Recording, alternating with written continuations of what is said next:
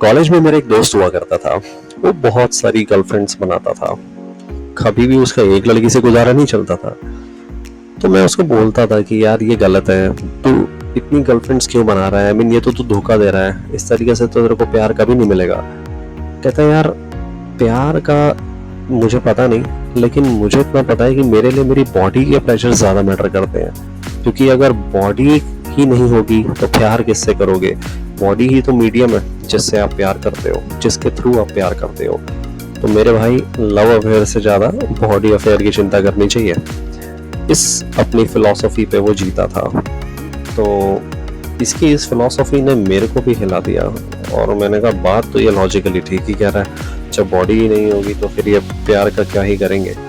तो मैंने भी उसके पच्चनों पे चलना शुरू कर दिया, गर्लफ्रेंड्स बनाई और वो सारी चीज़ें करने लगा जो वो करता था।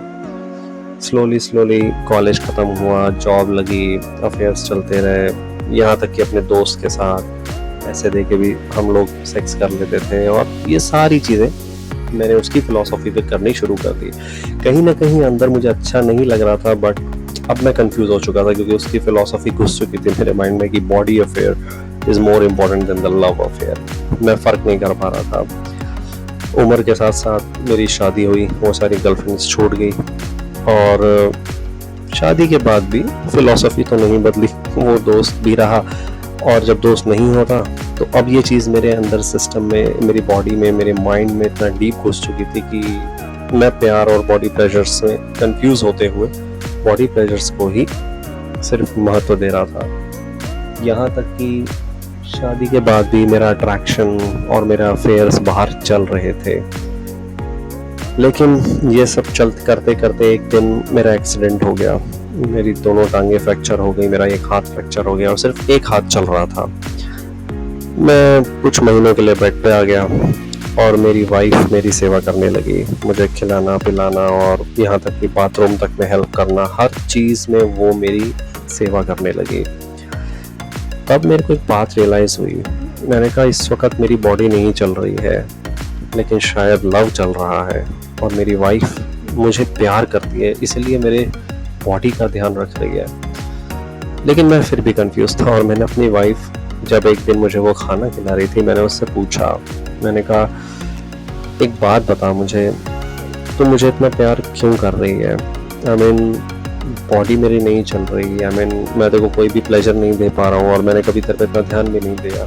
तुम मुझसे शायद कई जगहों पे खुश नहीं होगी, तो फिर तुम मुझे किस बात पे प्यार कर रही है? क्या बॉडी के प्लेजर्स ज़रूरी नहीं है, या बॉडी का अफेयर ज़रूरी नहीं है, या लव अफेयर ज़रूरी है? इस कंफ्यूजन के साथ मैंने उसके जब ये क्वेश्चन पूछा तो उसने कहा कि ये बात बहुत सिंपल है, आप सिर्फ एक बात का ध्यान रखो कि अगर आपके सामने दो फूल पड़े हैं, एक असली है और एक नकली है, प्लास्टिक का है, तो आप किस फूल को एक्चुअल में फ्लावर कहोगे? मैंने कहा नेचुरली जो फूल असली है, जिसमें सुगंध है और जिसमें लाइफ है, वो असली है, और जो प्लास्टिक है वो तो प्लास्टिक है। कहती है यस, लेकिन देखने में तो दोनों एक जैसे लग रहे हैं ना। तो प्लास्टिक का फूल बॉडी है, उसके अंदर लाइफ नहीं है, और फ्लावर ऑब्वियसली दिख रहा है, उसके पास बॉडी है और उसके अंदर लाइफ भी है, तभी वो असली है।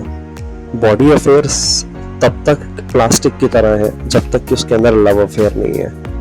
बॉडी अफेयर्स के अंदर लव अफेयर उसकी लाइफ होती है। लव है तो बॉडी अफेयर खिलेगा, अगर लव नहीं है तो बॉडी अफेयर बदसूरत हो जाएगा। इसलिए एक लड़की जब तक वो प्यार में नहीं पड़ जाती वो बॉडी का अफेयर करती ही नहीं। इसीलिए रेप्स लड़कियों के साथ होते हैं, शायद लड़कों के साथ नहीं। समझे मेरे बुद्धिपति? ऐसा बोल के वो चली गई और जो मैं सीखा उसके बाद, मेरे उस दोस्त की फिलॉसफी जो मेरे माइंड में अंदर घुस चुकी थी, मेरी वाइफ के इस बहुत हल्की सी बात ने मेरे को समझा दिया। तो यही है बात आज मैं बताना चाहता हूँ दोस्तों। बॉडी अफेयर ज़रूरी है, ठीक है, बट बिना लव अफेयर के वो एक प्लास्टिक के फ्लावर की तरह बन जाएंगे। आप बाहर जाएं, सेक्स करें, जितने मर्जी अफेयर्स करें, लड़कों को तो बहुत ही पसंद होता है, लेकिन without love, without that feeling, without that essence, वो चीज़ एकदम ही बेकार है। खैर आज के लिए इतना ही। Thank you.